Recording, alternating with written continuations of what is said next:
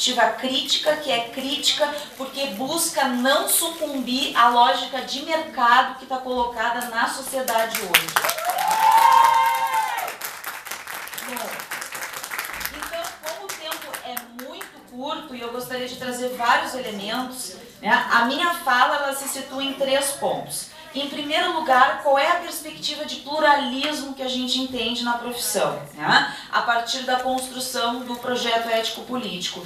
E o segundo ponto é, sim, a relevância do marxismo para entender a sociedade brasileira, para entender a profissão e, inclusive, instrumentalizando a nossa intervenção a partir do marxismo. E, para mim, me parece falacioso dizer que a profissão não produz a partir, né, do marxismo, sobre entrevista, sobre visita domiciliar. Eu mesmo tenho artigos publicados sobre isso a partir da perspectiva do marxismo. Então, o marxismo ele instrumentaliza para a intervenção na realidade. Por quê? Porque ele é um pensamento que é voltado justamente para transformar o real. Então, seria contraditório, numa perspectiva marxista, não ter a instrumentalização para a intervenção na realidade.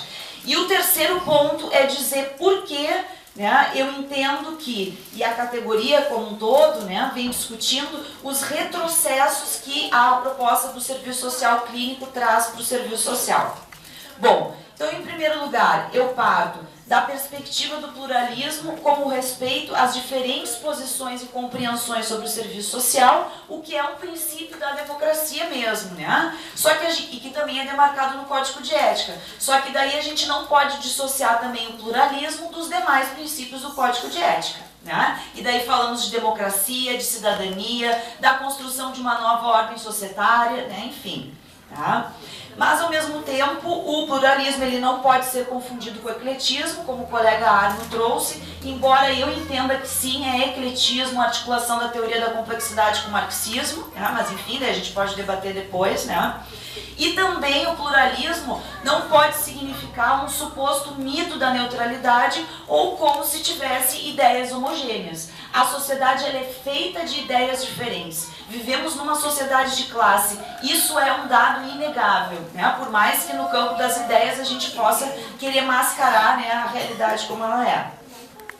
Então, é nesse horizonte que o serviço social brasileiro constrói uma posição teórica, ética e política que questiona os referenciais que influenciaram a sua trajetória. E, inclusive, questionando, né, o referencial norte-americano, o referencial clínico. Por quê? Porque a gente busca construir com os companheiros latino-americanos uma forma de ver o mundo, de ver o serviço social atenta à nossa particularidade sociohistórica. Então, não adianta a gente vir com um contexto de outros países e não se atentar à realidade brasileira tal como ela é. E os desafios... Discordo. Mas que bom que a gente discorda, Sônia. E daí pluralidade é discordar. Exatamente. E tem um detalhe, uma profissão tem uma essência. Ela pode mudar de país para país, de contexto para contexto. Mas eu vejo uma mesa aí, por exemplo, médicos... cardiologista em gasto. Pois é. Eu concordo que a profissão... Mas você se referiu a mim, olhou para mim. Sim, eu não gostei. Porque a gente está debatendo e aqui eu acho que não vou... Não é debate ainda, não. É sua aula. Tá bem. Mas olha só, Sônia. Siga. Eu acredito que a profissão tem uma essência, mas essa essência não é abstrata e é histórica. Essa essência é construída socialmente na forma como a gente se insere na particularidade brasileira, latino-americana, enfim. Então não há uma ciência, uma essência abstrata dada, né, a priori. Aqui a gente está discutindo o campo, né, das relações sociais. Mas enfim, né, então, já que a gente está falando de pluralismo, né, é importante a gente entender, né, uma concepção de pluralismo que se articula com hegemonia. E aqui hegemonia não é autoritarismo. Hegemonia é uma construção social, histórica dessa profissão que busca demarcar uma direção social e política e ética e inclusive teórica. E isso não se constrói à força goela abaixo. Isso se construiu com amplas pesquisas, amplos debates, As diretrizes curriculares da ABEPS foram construídas com oficinas nacionais, regionais, com 90% dos cursos existentes no país até então. O Código de Ética também foi reformulado coletivamente. Então a gente não está falando de hegemonia como autoritarismo, a gente está falando da construção histórica de uma posição no campo da profissão e que inclusive pode ser questionada, não tem problema nenhum, é o que a gente está fazendo aqui hoje. Vamos fazer o debate de diferentes concepções. Então eu não concordo com essa lógica de dizer que é hegemônico e autoritário. Não, é debate político, é construção histórica com muita pesquisa. Né? E aqui eu quero destacar que o serviço social tem uma das pós-graduações mais avançadas do mundo, inclusive pela sua perspectiva crítica marxista. E inclusive a Associação Internacional de Escolas de Serviço Social e a FITS reconheceu isso, premiando a produção da professora Marilda Yamamoto nesse ano. Tá? Bom, eu vou ter que pular, né? Porque senão não vou ter tempo para falar tudo. Bom, a partir dessas considerações iniciais, então agora eu vou ler um pouco, senão não vai dar conta do meu tempo. A partir dessas considerações iniciais, então, sobre o debate do pluralismo, da democracia e da construção do projeto ético-político, é que eu gostaria de apontar, então, a relevância do marxismo na realidade brasileira e suas ricas e fecundas contribuições para o trabalho e a formação dos assistentes sociais. E aqui eu vou ler um pequeno trecho que eu gostaria que vocês prestassem atenção. Em todas as grandes cidades, podemos ver uma multidão de pessoas que sobrevivem graças a pequenos ganhos ocasionais. É espantoso ver as ocupações a que a população recorre. A grande maioria dos desempregados torna-se vendedores ambulantes. Em resumo, né, vendendo todos os artigos imagináveis oferecidos por homens, mulheres e crianças. Não nos espantamos ao ver essa multidão com quem a polícia sempre tem contas a ajustar e na sua maior parte são homens em condição de trabalhar. Às vezes erram em companhia da família, apelando para a caridade dos transeuntes. Ou então toda a família se instala silenciosamente na calçada de uma rua animada e deixa, sem dizer nada, que seu aspecto por si só produz efeitos. Infelizmente, apesar desse texto ter sido escrito por Engels em 1844, em seu livro sobre a situação da classe trabalhadora na Inglaterra, ele ainda pode descrever o que nós visualizamos nesses dias frios das ruas de Porto Alegre, em que cresce o trabalho informal e precário, em que há um aumento significativo da população em situação de rua, ao passo em que se restringem os serviços e o orçamento da política de assistência social. Recentemente, o IBGE ainda divulgou dados que atingimos o recorde de 14 milhões de desempregados. Então não há como a gente deixar de desconsiderar a essência dessa sociedade desigual como a nossa em que a gente vive. Né? Ou seja, Marx e Engels, vivenciando as lutas dos trabalhadores e os impactos da consolidação do capitalismo na Europa, pesquisando as desigualdades e o empobrecimento da população, produziram uma forma de analisar a realidade que justamente desvenda a essência da sociedade em que nós vivemos atualmente. Uma sociedade em que a riqueza produzida coletivamente pelo trabalho de todos é apropriada por uma mínima parcela da população. Uma sociedade que revoluciona a tecnologia e os meios de produzir e convive com a reprodução crescente na miséria. Né? E aí, Arno, a contradição central dessa sociedade eu não acredito que seja a exclusão, né? Porque se é só um polo não é a contradição, mas justo, foi o que estava nos teus slides, enfim, só estou trazendo para a gente poder debater. Né? Vejamos então, essa forma de análise não poderia ser mais atual e relevante na realidade brasileira. Que país é esse que a gente vive, pessoal? Um país em que 6 pessoas super ricas detêm uma riqueza equivalente a 100 milhões dos mais pobres no país. O nosso trabalho ele tem que ser comprometido com a transformação dessa realidade, senão isso é uma enganação, pessoal.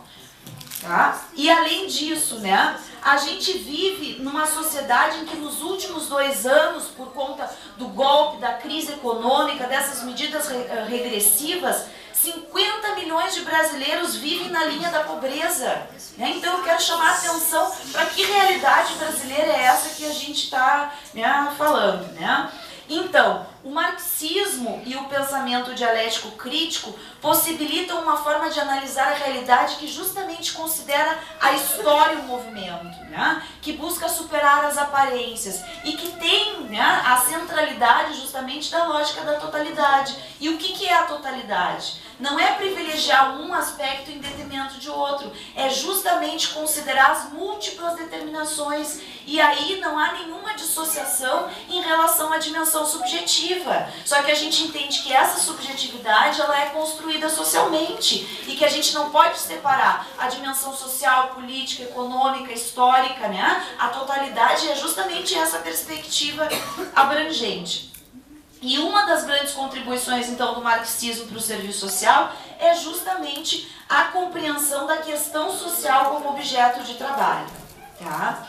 E justamente por isso, né, que a gente, por entender que as demandas com as quais a gente se depara no nosso cotidiano, elas são construídas socialmente, historicamente, e precisam ser analisadas de forma dialética e totalizante, e não de forma clínica. Né? Explicar a sociedade e a realidade dos sujeitos a partir de uma perspectiva biomédica ou biopsicossocial implica em patologizar a questão social, em psicologizar as relações sociais, ocultando as relações de exploração presentes na sociedade.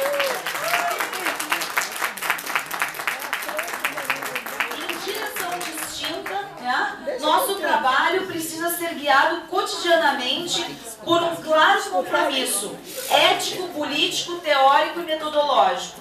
Construir estratégias para reduzir as desigualdades, fortalecer o protagonismo dos sujeitos, desencadear processos reflexivos e educativos, fomentar a organização social e política dos usuários, superando abordagens reducionistas. Além disso, eu gostaria de situar a centralidade da categoria trabalho para a gente pensar a profissão. Né? E o trabalho, então, né, como uma categoria central no pensamento de Marx, né, não se reduz ao emprego, ele é uma categoria, né, que nos constitui enquanto seres sociais e, inclusive, é uma categoria explicativa da questão social. Tá? E justamente, então, né, compreendendo a centralidade da categoria trabalho, é que a gente não pode ver o nosso, né, exercício profissional de forma isolada. Nós somos trabalhadoras e trabalhadores e nos inserimos em processos de trabalho. Não há um processo de trabalho isolado do assistente social. Né? E embora o serviço social seja regulamentado como uma profissão liberal, ele não se realiza como tal. Nós não dispomos dos meios para o exercício de nosso trabalho, que são conjugados pelos organismos empregadores, pelos recursos das políticas sociais, pelas múltiplas ações e conhecimentos que articulamos nas equipes em que nos inserimos no atendimento à população, na gestão, no planejamento, no ensino. Partindo da centralidade da categoria trabalho e sua dimensão coletiva, crítica, situo dois equívocos que a gente precisa superar, e eu gostaria de ressaltar esses equívocos. O primeiro deles é reduzir a intervenção profissional a um conjunto de técnicas e metodologias, pois as dimensões teórico-metodológicas e ético-político das competências é que tornam, né, a possibilidade do nosso trabalho ser consistente e não, né, pragmático, enfim. Né? Como nos lembra Paulo Freire, a transformação da realidade, antes que um problema de métodos e técnicas, é o estabelecimento de uma relação diferente com o conhecimento com a sociedade. O segundo equívoco que a gente precisa superar é a sindicalização corporativa por profissão. A luta por melhores condições de trabalho ela é coletiva e articula-se com a defesa de condições qualificadas de atendimento à população. Portanto, necessita ser realizada desde a base, pela sindicalização por ramo de atividade e espaço de trabalho em que a gente se insere, para que justamente ela tenha força e oportunidade. E aqui eu gostaria de fazer rapidamente, que eu tenho 5 minutos, 4 observações sobre o serviço social clínico, tá? A primeira delas se refere justamente, né, os fundamentos do serviço social clínico, né? E aqui a gente considerando desde, né, das pioneiras, da Mary Richmond, enfim, né, passando, né, pelas outras escolas, né? Qual é o fio condutor que marca a concepção do serviço social clínico desde suas origens? É a influência do meio social e familiar como indicador do desvio, cujo ângulo biomédico da pobreza, como ideia de patologia, é imbricado na racionalidade do estudo, diagnóstico e tratamento das sequelas da questão social, naturalizando as desigualdades sociais. Essa concepção oculta a estrutura inerente de exploração e opressão da sociedade capitalista, ao passo que um problema de ordem coletiva e estrutural torna-se um exemplo isolado de falta de adaptação, com ênfase na personalidade do cliente ou no âmbito restrito das relações familiares. A segunda observação consiste na incompatibilidade do serviço social clínico com a formação graduada em serviço social e com a lei de regulamentação profissional. Ou seja, aqui gostaria de destacar que as diretrizes curriculares da BEPS, ou para quem não adota as diretrizes da BEPS, as diretrizes do MEC, não habilitam os assistentes sociais para uma prática clínica. Isso não é alvo da nossa formação graduada. Bem como a lei de regulamentação não define essa prática como uma competência profissional. Logo, a categoria de assistentes sociais formulou coletivamente, em 2010, uma resolução do Cefes que veda a realização de terapias associadas ao título e ao exercício profissional do assistente social. Nesse sentido, coletivamente, a partir de debates regionais, nacionais do conjunto Cefes-CREAS. 2010, não, 2009. Quando houve esse debate? 2009, eu inclusive era da gestão do CREAS aqui e convidamos e fizemos vários debates no Conselho, tá? Nesse sentido, gostaria de ter minha fala garantida. Nesse sentido, é importante demarcar que precisamos garantir a manutenção de uma formação generalista, sólida, crítica e presencial, ancorada nas diretrizes da BEPS, que não se deixe iludir pelos modismos que reeditam formas conservadoras travestidas de inovadoras. O trabalho com famílias é uma competência profissional, mas é realizado na perspectiva social e não clínica. E justamente a dimensão psi, ela tem na divisão sociotécnica do trabalho outros profissionais legalmente e academicamente habilitados para atuar nesse campo. E aqui é preciso considerar que as áreas da terapia familiar, a socioterapia e outras terapêuticas são interdisciplinares, contando com profissionais de diferentes formações graduadas, sendo a preparação para o trabalho de terapeuta realizada pelas sociedades de especialistas e não pela formação graduada. A terceira observação consiste no equívoco de defender o serviço social clínico como uma suposta alternativa de ampliação de mercado para o trabalho dos assistentes sociais. Isso a gente precisa ressaltar para que a gente não caia em ilusões, pessoal. Tá? Os maiores espaços de trabalho dos assistentes sociais na atualidade são com quais políticas? No SUAS, no Sistema Único de Assistência Social, e no SUS, certo? E justamente essas políticas demandam de nós um trabalho social coletivo e não clínico. Ou seja, o próprio SUAS, a partir de amplos debates profissionais de gestores e usuários, define diretrizes para as equipes que prevêem um trabalho educativo e social com as famílias, demarcando que os serviços socioassistenciais não devem desenvolver práticas terapêuticas. O SUS, a partir do movimento da reforma sanitária, afirma também um conceito ampliado de saúde, em que dá destaque para os determinantes sociais do processo saúde-doença, salientando justamente a relevância do nosso trabalho numa perspectiva social, intersetorial e baseada na integralidade. Considerando ainda a resolução do Cefes, a prática do serviço social clínico somente pode ser realizada em consultórios, de forma desvinculada ao cargo de assistente social. Vejamos, Isso demanda, além de uma formação especializada, investimento dos assistentes sociais para fazer essa formação especializada, recursos para alocação de salas e a relação de pagamento dos clientes, certo? Agora pergunto para vocês, numa conjuntura de crise econômica, de 14 milhões de desempregados, de inclusive grande oferta de atendimento clínico por outras profissões, tá? Inclusive de forma muito mais qualificada aí, né, do que as propostas que andam por aí.